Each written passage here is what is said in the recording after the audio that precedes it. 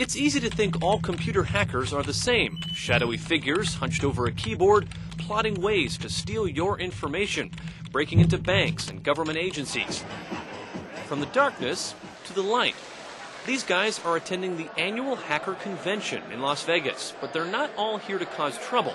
Instead, some of them are testing the limits of digital stuff that's everywhere in our lives, sometimes to try to make it better. I've been trying for 3 years now to really show all the insecurities in the credit card industry, to show the credit card industry that they need to make sure my credit cards are secure. Imhoff Ducharme, who prefers the handle Hackajar, also shows how a thief could buy a card reader online, read the data from a stolen credit card, and use another machine to create a new card with your information.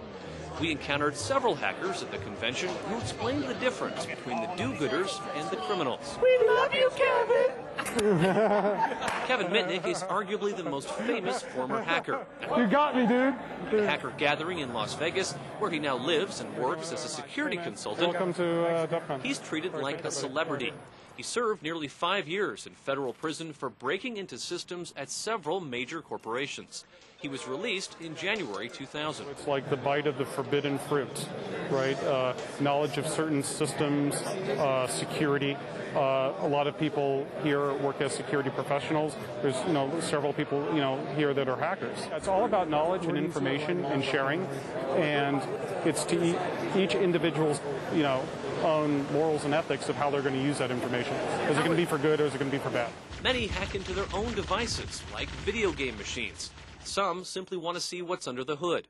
Guys who really like cars will buy a cheap car, like a Honda Civic or something, and they'll put all these fins on it and new wheels, and they'll just do everything. By the time you're through with it, it's like a completely different car. Hackers are exactly the same sort of thing. They're just really into the network, or they're really into their video games or something like that. Of course, they're not all helpful mechanics looking to soup up a ride. There are those here who would sooner swipe your data than safeguard it. Organizers told us to leave the laptops behind, not to use the ATM machines here in the lobby. Somebody's already messed with this one.